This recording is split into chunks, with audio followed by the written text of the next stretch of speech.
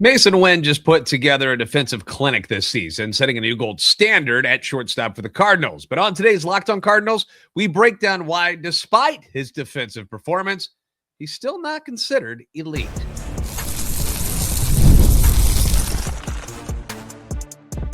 You are Locked On Cardinals, your daily St. Louis Cardinals podcast, part of the Locked On Podcast Network, your team every day. Hey there, Cardinals fans. I'm JD Hafron, a former national radio sports anchor, born and raised in St. Louis and a lifetime Cardinals fan, and welcome to another episode of Locked On Cardinals, part of the Locked On Podcast Network, now the #1 sports podcast network. Thank you to our everydayers for always being there. For you newcomers, welcome aboard. We're over 13,500 subscribers now, so thank you very much. This is a show serving Cardinal Nation, giving you all the info about the birds on the bat. Today's show, we will not be working with a frozen screen because we figured out what the problem was. So now you'll get to see my ugly mug moving around like normal. You're also going to find out where the Cardinals farm system ranked among the rest of the teams, according to Keith Law from The Athletic and his thoughts on the team's top prospects. But we're going to start today talking about the shortstop position, where the Cardinals' Masyn Winn had, one heck of a season defensively, right? So much that he won his first Gold Glove award. Right? That's special. Establishing himself as one of the best defensive shortstops in the league, had a .994 fielding percentage, which was first among all qualified shortstops. He had a plus 21 outs above average, which was second only to Bobby Witt Jr. from the Kansas City Royals. He committed only 3 errors in 501 total chances, which was the lowest total among qualified shortstops. He was tied for 7th in defensive runs saved, and overall, his 2025 ranks among the best defensive seasons by a shortstop in MLB history. It truly was a special year for Masyn Winn with the glove. Offensively, I don't think there's going to be a lot of people out there who disagree that I think all of us as a collective, Masyn included, expected more. We expected more offensively, but we know that knee injury popped up and ended up having surgery on it, and that was one of the reasons why things slowed down. Finished with a .253 average, 9 home runs, 51 RBIs, 9 stolen bases, the OPS plus of 90, which, below league average, which is 100. But I'll give it a respectable, right? Respectable. But most of that damage was actually done in the first half when he hit .259 with 7 home runs, 32 RBIs, and had 5 stolen bases. The second half, the numbers dipped big time because he was only held to 44 games. The knee injury was a problem. He got shut down early because of it. It was an issue in the second half. So we don't know where Masyn Winn might have gone. Maybe the numbers would have stayed going down. I don't know. I can't predict that. But we know that his defensive prowess was huge. We know how big a deal it was. And we know that he was a pretty good offensive player, but was being as good as he is defensively. Remember back in the day, Ozzie Smith, my favorite Cardinal of all time, was not much of a hitter for the early years of his career. He didn't really become much of a hitter till the late 80s and early 90s. So for a while there, it was all glove, no real offense. Speed, he had the stolen bases, but still, he was considered an elite shortstop, right? So would Masyn Winn, coming off a year like that, would that get him inside the top 10 shortstops in baseball? I thought maybe it would. I was wrong because he's not there. MLB Network released their list of the top 10 shortstops, and Masyn Winn is nowhere to be found on this list. So let's go through the list here real quick of the guys that they deemed better than our friend Masyn Winn. Number 1, Bobby Witt Jr. Number 2, Corey Seager. 3, Francisco Lindor. Number 4, Gunnar Henderson. Number 5, Mookie Betts. Number 6, Geraldo Perdomo. Number 7, Trey Turner. Number 8, Jeremy Pena. Number 9, Elly De La Cruz. And number 10, Zach Neto. Now, when you look at this list and you see those names, you might agree with them. There are a lot of talented shortstops in the league right now. Bobby Witt Jr., number 4 preseason last year, is up to number 1. It's hard to argue with that. He's great at everything. He really is. Corey Seager at number 2. That seems like a little bit of a reach for me, only because he can't stay healthy. It's not because he's not good. When he's on the field, easily one of the best shortstops in baseball.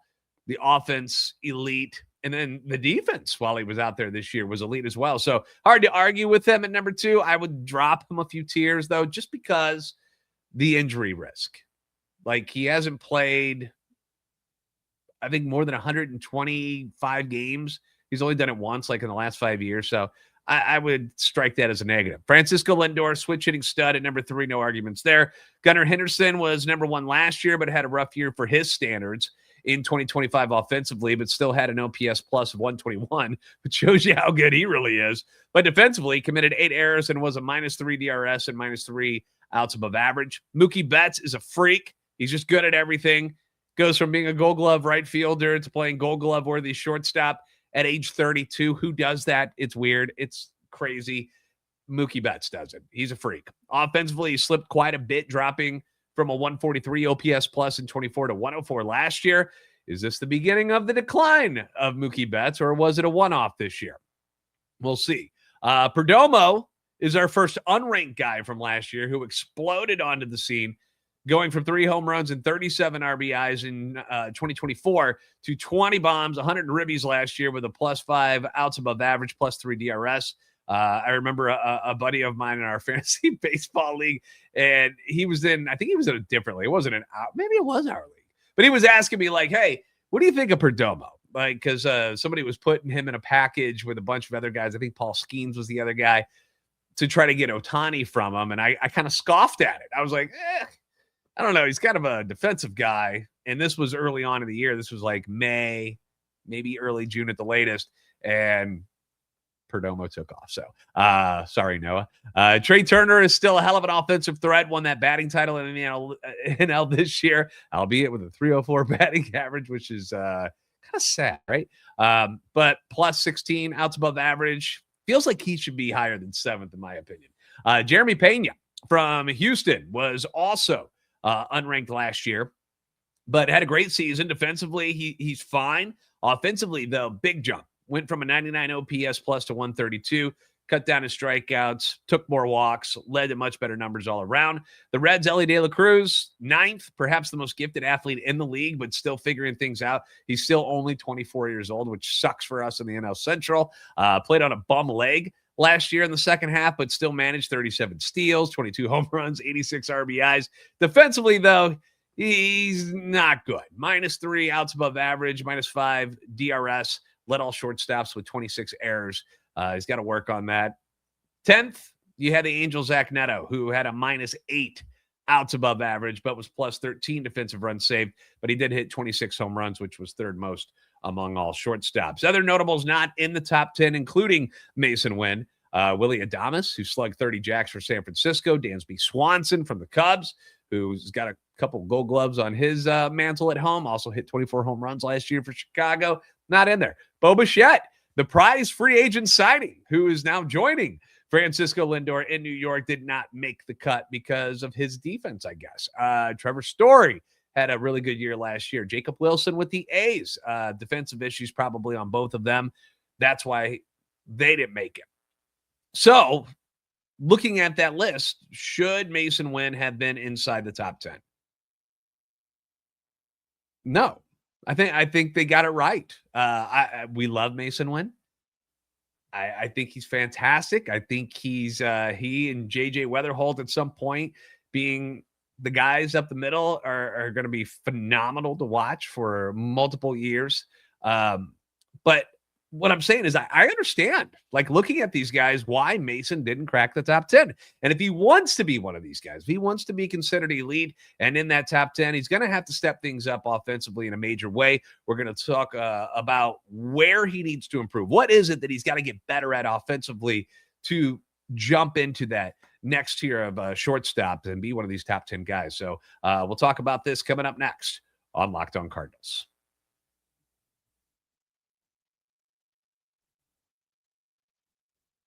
Tax season doesn't have to take over your life. I know it's daunting. It's not a lot of fun this year, TurboTax, though. They're going to make it easier for you, where all you got to do is just hand things off. Like a quarterback handing it off to the running back. Just hand it off, move on with your day. Don't take any hits. With TurboTax Full Service, you can have your taxes done for you by a trusted local expert, start to finish, without the stress or guesswork. Instead of spending hours trying to figure out all the different forms you got to sign, what goes where, which box do you do what with, stop it. You can meet with a local TurboTax expert in person or connect online. They're going to handle everything from W-2s to self-employed forms and work to get you every deduction possible. All you got to do is upload your documents, go about your day, get updates right there in the TurboTax app. It's just a huge time saver.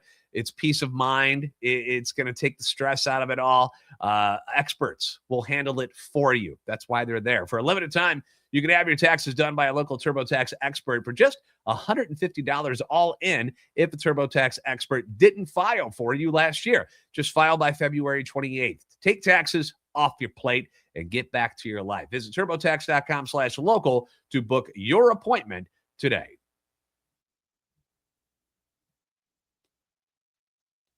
Thanks for making Locked On Cardinals your first listen every day. Thank you for making Locked On the #1 sports podcast network. You live your team every day. Now take it up a level. Go ad-free. Join the Everydayer Club, which is available now, and get Locked On Cardinals and all your favorite Locked On shows with no interruptions. Members-only Discord access, all for just $5 a month or $50 a year if you're a big fan of the Locked On Podcast Network and you jump all over like I do, where I go to Locked On Blues, I'm at Locked On Packers, I'm at Locked On, I'm all over the place. It pays off. $5 a month. That's it.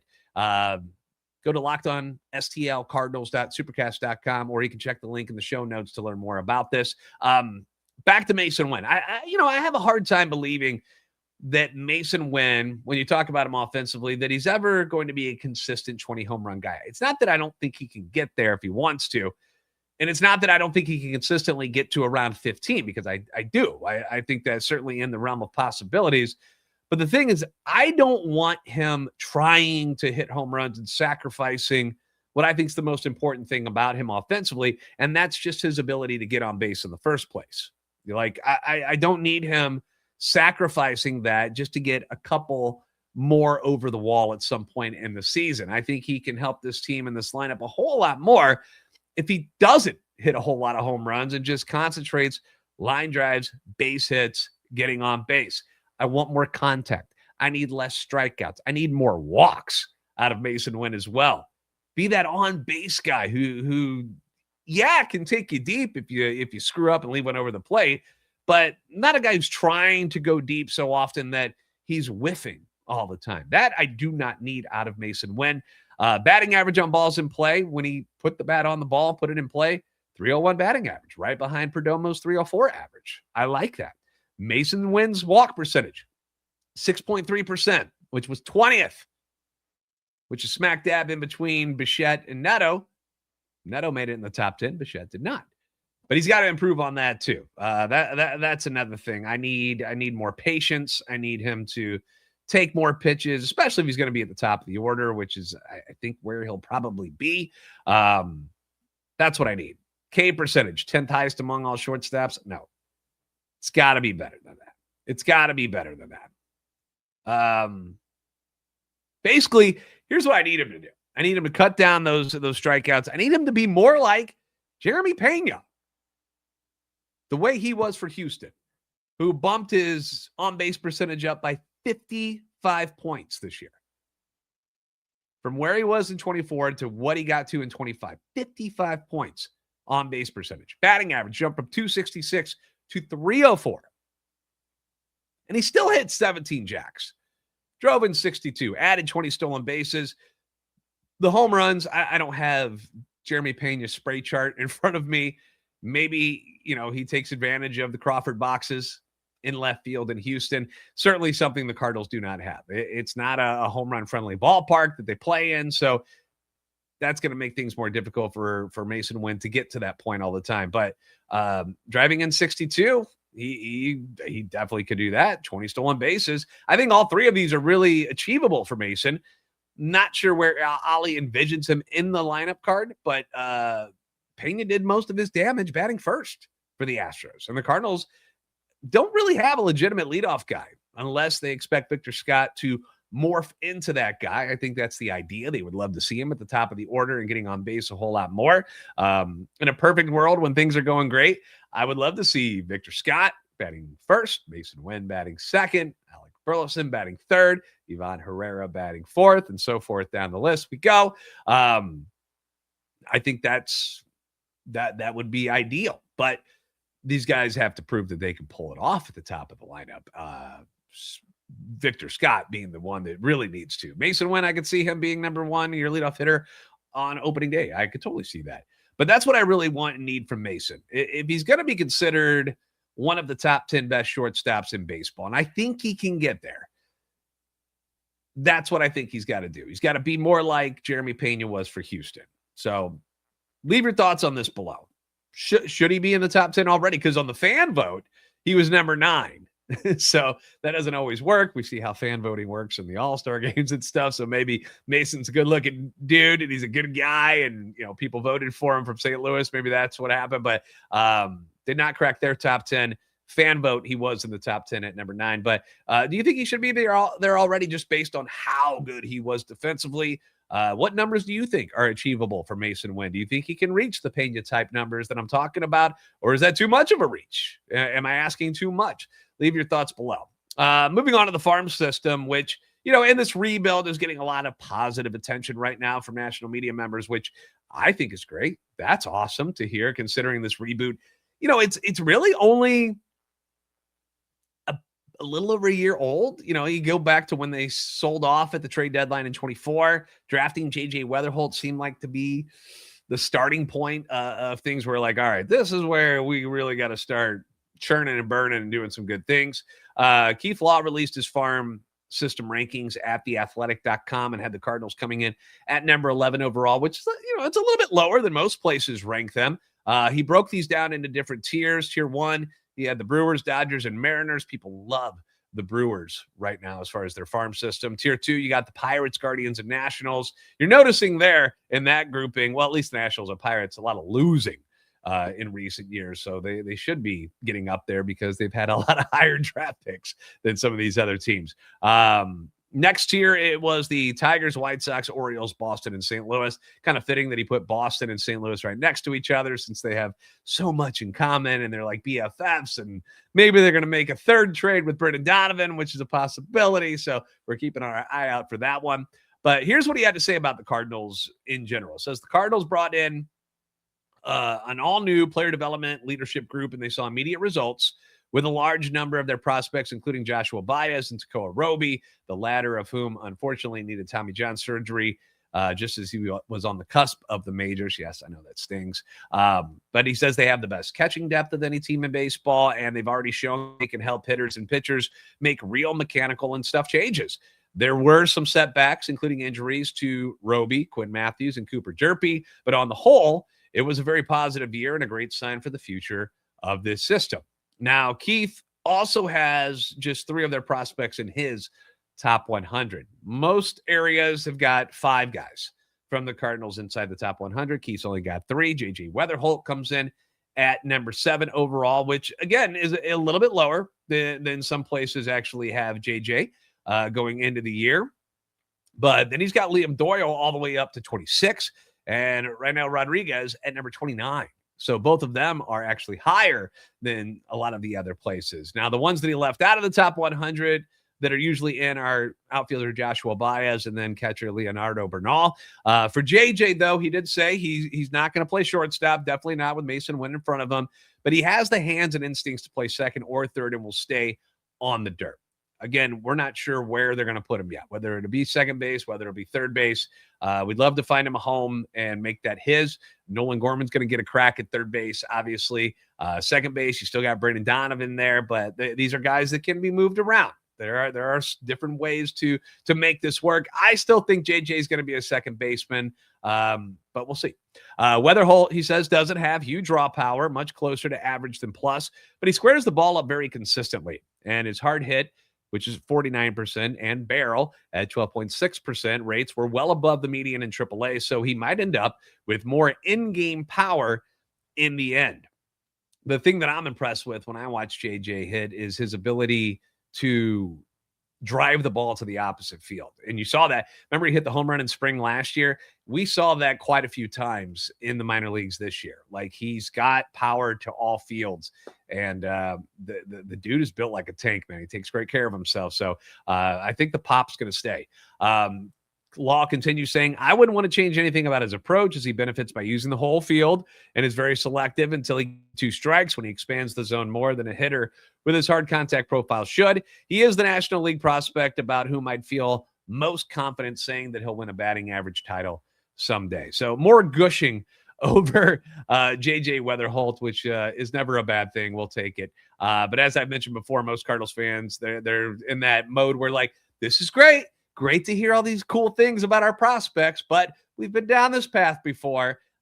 We need to start seeing it in real games to believe it. And when I say real games, not minor league games. They want to see it in the big leagues. So see it with their own eyes. They're like, hey, this kid's as good as they say he is. So spring training will be a fun glimpse where JJ will certainly get more playing time with the main roster than he did last year when, he had a cup of coffee with the big league club in spring training. So that'll be fun. So looking forward to that in a couple of weeks. But Keith also had some great things to say about Liam Doyle and Rainel Rodriguez. So I'm going to share his thoughts with you coming up next on Locked On Cardinals.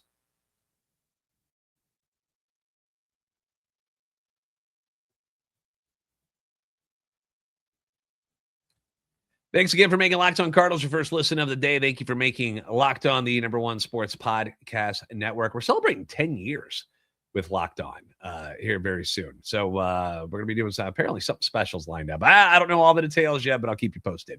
Continuing on with Keith Law's thoughts on the Cardinals' top 3 prospects. Just heard about JJ Wetherholt. Let's get into left-hander Liam Doyle, who I know we're very excited about as well. And here's what he had to say about Doyle. Number 5 pick in the 25 draft out of Tennessee, had the best fastball in the class, sitting at 96-99 all spring, living up at the top of the zone with the pitch, missing bats over 40% of the time that hitters tried to offer at it. He has 4 pitches with a plus splitter, an average to above average slider, and a potentially plus cutter. He throws everything for strikes, working well to both sides of the plate and getting some added deception from his delivery. Some teams were concerned about his ability to repeat his delivery as a starter, which I didn't share. And the biggest issue I could see about his ability to stay a starter is that he throws so hard all the time, several miles an hour above where he was the year before when he was at Mississippi. He moves well on the mound and should be able to make some small adjustments to try to tighten up the slider and separate it more from the cutter. Beyond which, I don't think he has much left to do before he would be ready to pitch in some role in the major leagues. He'll probably start in Double-A, but don't be surprised if he debuts this year as long as he stays healthy with at least number 2 starter upside. Okay. All right. We like to hear that. Big fan, apparently, of Liam Doyle. There's been a discussion on X today in my comments about whether or not Doyle will be up on the team at all this year or not. I understand not starting the clock if you don't need to, but these guys got to progress at their own rate. So we'll see what happens. I would be surprised if Doyle made it up before September. And if it's that late and the Cardinals are out of it anyway, is it really worth it? We'll see. We'll see. We're way far down the line before we got to get and worry about those things. But I would imagine he'll start at Double-A this year because that's where he ended last season, and get a couple of months under his belt there before anything happens. And of course, you still got to move pieces from Memphis either up to the big leagues or somewhere else if you're going to bring Doyle up. And they've got a full boat of pitching prospects at Memphis this year as well, which is a good problem to have. Last one, catcher Rainel Rodriguez. Keith Law from The Athletic, his thoughts on the youngster. Rodriguez, offense first catcher who does project to stay behind the plate, although he'll need time back there. That said, there's always a chance his bat is so advanced that the Cardinals move him to another position to get him to the big league sooner. He hits the ball extremely hard, already topping 111 miles per hour with an EV50 of 91.3 in the Florida State League, and pairs that with strong contact skills and feel for the strike zone. He does it with strength and bat speed with a swing that's short to the ball with a big finish, pulling the ball in the air at a high rate already, even though he does have power the other way. Again, if you have not seen clips of Rodriguez swinging the bat, go look them up. It's pretty nice to watch. I mean, the nickname, the Hulk, you'll see exactly why he got that nickname when you watch his swing and there's just the power. Like some of them, you're just like, wow.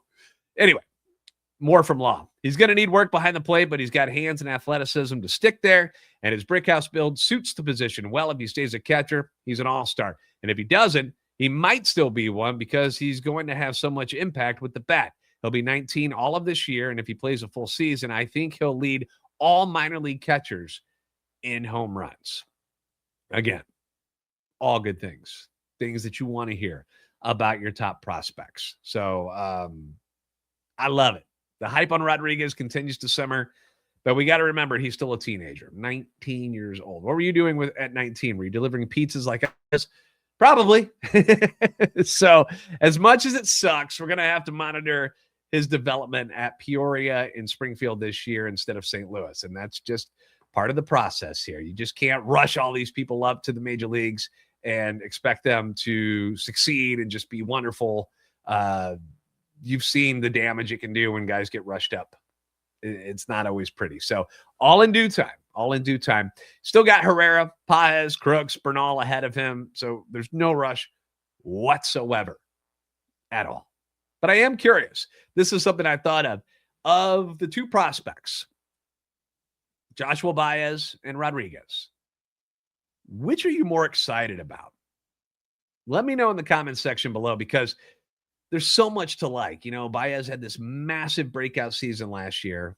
Rodriguez playing pro ball for the first time in the Cardinals organization this year. But Baez, like just the like the speed, the power, it all came together finally last year where, you know, he's got like a rocket up his ass right now. People wanting him to be in major leagues this year. Could happen. Hasn't played above Double-A yet, but if he scorches everything at Memphis, maybe. One final order of business here. The Cardinals have announced their full lineup of theme, culture, and community ticket dates for the 26th season. On sale now at cardinals.com/theme. They got over 20 different events scheduled for this season. You've got the new backyard baseball night, Grateful Dead nights coming back, Black Heritage Day, Fiesta Cardinals. They got a Peanuts night. They got a Marvel night. Cancer awareness, military appreciation. There's a Barbie game. I remember seeing that. There's a lot, obviously. My favorite ones are the ones that they incorporate with the Blues. They are doing another Blues night in September where they got this cool Blues fleece pullover that they'll give away. Big win for the Blues last night. Congratulations over Florida. That was certainly a fun game to watch. The Blues have been in a lot of fun games this year. They just usually end up losing them at the end instead of winning. So it was nice to get the W. So, anyway, keep those theme nights in mind. If you're interested, available now.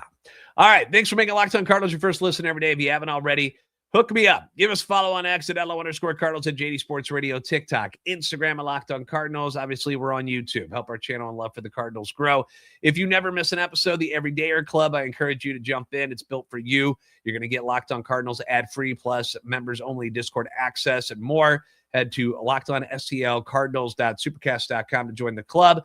Video, guys, we're sending you over to the 24/7 National Locked On Podcast Network YouTube channel. On the audio side of things, to make sure that your second listen is our guy Sully over there at Locked On MLB. You guys are the best fans of baseball for a reason. Enjoy the weekend. Stay warm. It feels like 9 degrees out. I'm freezing.